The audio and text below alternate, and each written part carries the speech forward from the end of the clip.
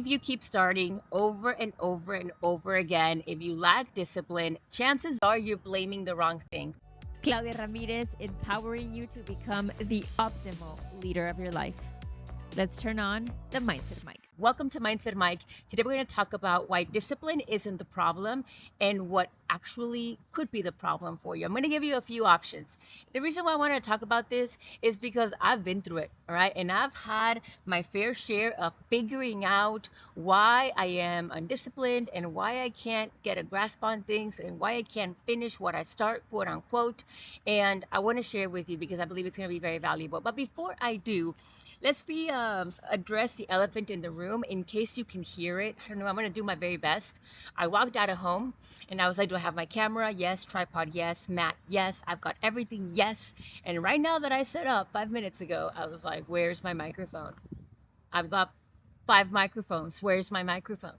So I'm gonna do my very best to clean up the audio. But just bear with me in case you hear anything in the background. We're outdoors. We're loving it. We're enjoying it.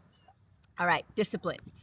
Oof, it's a touchy subject for me. It's a very it's a deep moment here. I am going to ask you if the words "I fall off the bandwagon," "I never finish what I start," I never do what I said I was going to do," those words, if they're ever in your mind, I'm going to ask you to eliminate them. It's very important that you eliminate them, that you don't believe these negative things about you, because first of all, you are allowing it to be part of your identity, and then you are going to not only think of it and believe it, but you're going to act like it. And then that's going to be your habit. You're going to start things all over and everywhere, and you're never going to finish what you start. That quote unquote, finish what you start. And so remember that beliefs become thoughts, thoughts become words, words become actions, actions become habits, and habits become your reality. That is what Gandhi said. I didn't say that, and it is so, so, so, so true. So maybe the words verbatim, you know, "I am not disciplined," don't go through your mind, but maybe something subconscious about you doesn't allow you to move forward because you know you've had this pattern. And so right now, I'm going to ask you, be super honest with yourself. If this is something that you have ever done, whether it's in marathon training, whether it's in building a business, whether it's in, your nutrition or whatever it is, I'm going to ask you to just remove that from your mind and think about the possibility that there could be other reasons why you are not disciplined. All right. Just very, very important for you to think that. And I'm going to give you my example. There's this ongoing joke in my family. My parents, my brother, ex-partners, best friend, people who I've lived with, all have something in common, and they about me, and they say that at 9 p.m. my energy just goes whoop. And I didn't realize that was a thing until they all have talked about it at different points, and I realized that that is a thing. And I am such a night owl. Like, at 9 p.m., they're not wrong. I get all excited. I want to organize. I want to edit videos. I want to film content.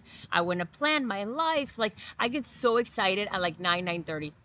And it happens every single day. I don't care how tired I am. I don't care. I'm going to be on fire at 9 p.m. And because of that, I sleep in, because whenever I can, and I'm up at 1, 2, 3 in the morning doing whatever I'm doing, actually being productive with my life, I'm not going to be getting up at 6 or 7. I'm getting up at 9, 10, 11, right? And I used to carry such shame and being like, I just can't get a handle on this, like, waking up early, this 5 a.m. club. Like, I don't find it exciting. It's not me. And I remember, like, I'll go with my parents, and my parents adore me, and I adore my parents, but they know that I'm not gonna wake up early. So when I'm like, "Hey guys, let's go run tomorrow morning," they're like, "You wake up early? That's not gonna happen." And for the longest time, I used to feel badly about it. It's like that moment where you want to do something good for yourself, and someone's like, "No, you're not. No, you're not. Remember who you are," right? And my parents didn't mean anything bad by it, but at the same time, I was like, "Man, I really want to work on myself," and you know, I barely believe it, and they don't believe it, so it's not going to happen. And guess what? It doesn't. It's not about proving anybody wrong. It's about also thinking about what kind of words are you accepting from other people. Other times I have gotten up early, because the thing is like, whenever I have something to get up for, I get excited and I will be up, okay? I'm not incapable of doing it. And I'll be happy and peppy and the whole shebang. I say this with a lot of love towards my parents. It's just an example that happens with me. The discipline of getting up in the morning, I've never been able to master that. And honestly, I don't think that I care to be completely honest. That carries on to our identity. What are you saying about yourself? And what you say about yourself is very, very powerful. Because perhaps it's not that you can't wake up early, or it's that you can't fulfill a marathon cycle, or that you can't get focused enough to post on social media as often as you said you would, or eat salads every single day. That's what you want to do. Maybe there's an underlying reason. So let's talk about what those underlying reasons could be. I don't know. The first thing, it could be that what you're trying to embark on isn't even for you. All right. It could be that that goal isn't even for you. Why do you keep trying to train for marathons if you really want to be training for halves or 10Ks? You love the track. Why are you out there trying to train for a marathon that you don't even care about? Or why are you trying to train for a 5K if what you really are meant to be training for is a 10K? Just enjoy the long run, quite literally, right? No pun intended. Maybe that's what you're meant to be doing. So think about is what I am trying to embark on. Am I even excited about it? And is it even something that should be in my life? Or am I trying to force it for some reason that I just don't know why that could be? That is one thing. Now, if you say, yes, Claudia, this is exactly where I'm supposed to be, this is where I'm meant to be, this is what I'm supposed to be training for or doing in my life, working toward, this is how I should be spending my time, what I should be working towards, great, phenomenal, congratulations. We've got two checks. First thing we did is we eliminated those negative mindsets about ourselves. And now we're thinking about, is this really for me? Yes, great. Now, let's think about two other possible reasons. Mind you, if the answer was no, let's address it and shift it into something that should be for you, right? So think about maybe the business in X is not supposed to be. Maybe you need to do it in Y or Z. Perfect. Figure that out, right? So once you get down to that, now right here, let's get down to the other reasons. It could not be that you are not disciplined. It could be perhaps that you lack motivation. And it's very, very difficult when people try to get motivated out of the blue. You can't get motivated out of the blue. Motivation is the last step. I talked about it in the last episode. I talk about it every single time. The first thing is inspiration. You have to gain inspiration. And once you gain inspiration, then that takes us to taking action. You see progress, you get all excited. And that is what gives you motivation later in the journey, right?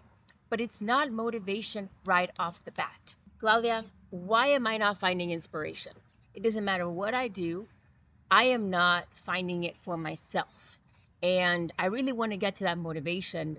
But if you're saying that motivation is the last step, how am I going to get to it if I can't even get inspired? Let's talk about your self belief. Maybe you are lacking motivation because you are lacking self belief. Do you believe that you are the right person to achieve this that you have set out for yourself, or something different? If the answer is yes, phenomenal. But I have a slight inkling, something that tells me that you don't fully believe. Because if you fully believed, you would act as if. If you fully believed, you would be unstoppable. If you fully believed, there wouldn't be a morning or a task or anything that could get in the way that would stop you from what that something that you are accomplishing really is. So, my question to you is, why don't you believe? And what is it going to take for you to believe that you are the right person? When I was in college, I love telling you these stories because believe me when I share, everything that is here on the podcast comes from not only experience and understanding mindset and mental performance, but also from personal experiences. And I love sharing how this applies to back in my life or even now, because then you can apply it to yours. One of my biggest moments in college, or my biggest like aha moments now, is looking back and understanding that the reason why I never ran in the summers, well, I was always scared of running by myself in the summer. But the reason why I was always injured, and the reason why I looked for reasons to maybe not train or fall off the bandwagon or something happened in the race, it's because I didn't believe. The reason why I lack discipline is because I didn't believe. I didn't believe that I was good enough, as good as those girls who were next to me. I didn't believe that I had what it took to get a scholarship. I didn't believe that I was the right person for my dreams. And that is why things kept happening just poorly. One, two, three, four, five. But the moment that I believed and the moment that I shifted and the moment that I said, why not me? Why not me? Everything started changing. Everything started changing. Discipline is something that you look at across the board. Discipline is something that happens through a span of time, but it is also something that you can shift within one experience. And that is so powerful. I remember running the New York City Marathon, and although I didn't have the right training with work and having to run marathon 3.5 weeks earlier and all those things, being in that race and knowing that I was going to give everything that I had and more made me disciplined for 26.2 miles. Nobody could convince me that I couldn't hit a 3:30 on my first marathon.